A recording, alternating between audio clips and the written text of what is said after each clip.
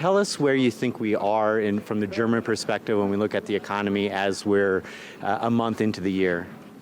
There's a perspective that the global development will be better than we expected the last years, and one of the reasons for that is obvious. There is a chance that the great trade tensions we saw in the past could be solved.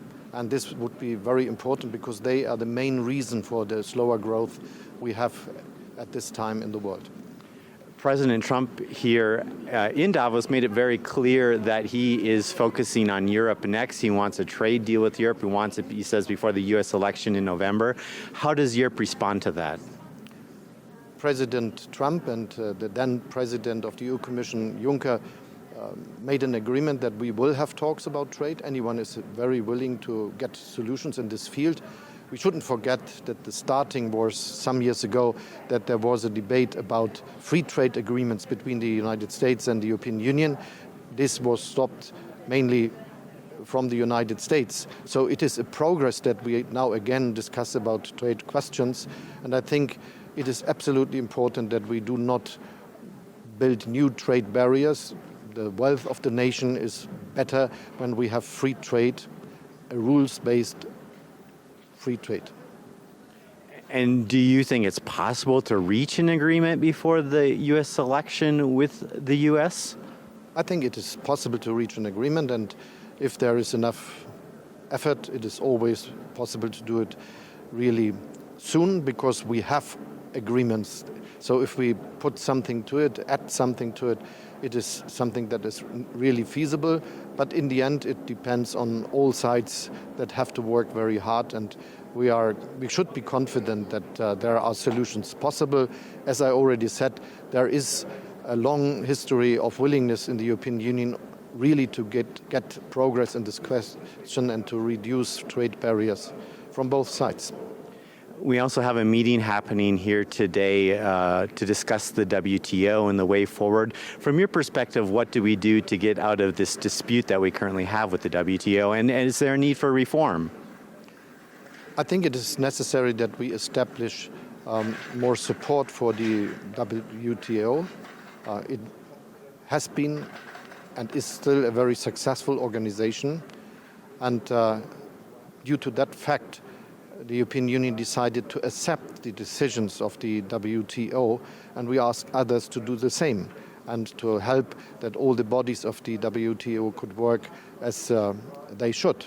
My view is that there should be more compromise on the international level because in the end, global growth depends on better trade, and this is something where the WTO has a big responsibility and big opportunities. ECB President Christine Lagarde is also here, and Davos will be on the panel with you a little later this morning. She's in the process of doing a review currently. What does Germany want to see out of that? First, Germany decided to support the idea of an independent ECB. This was one of the main topics we raised when the discussion about the euro started and we established the common currency of the European Union. And so it is something where we are a little bit, we are not commenting all the actions of the European Central Bank, but I think it is a wise decision and it is something which shows really leadership by the new president. Germany had a record budget surplus. It's a position that many countries would like to be in. Your colleague in the cabinet, Peter Altmaier, is calling for a reduction in corporate taxes. Is this something that you would support, or how would you spend this surplus that Germany currently has? So we are doing really a very expansionary fiscal policy. We increased social spending, we reduced taxes. This will be altogether 25 billion a year in the next year, 2021, if we count all the different decisions together that were taken in this legislative period. And we are already doing a lot of things which will help to expand investments. So Germany has now one of the highest investments figures we ever had in the history, and this is really important. So public investment will increase further as it did in the past.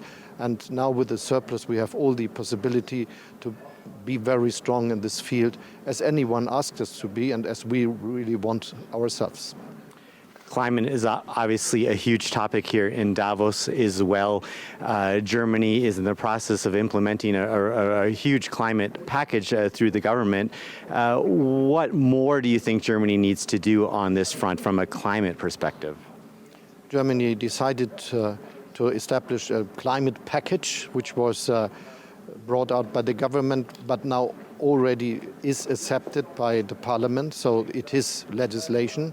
We will have the start of CO2 pricing in 2021 as one of the first countries to do so, and this price will increase constantly, with the effect that all the participants, the people, the companies can take their next decisions looking how they reduce the emissions with their doings and their activities.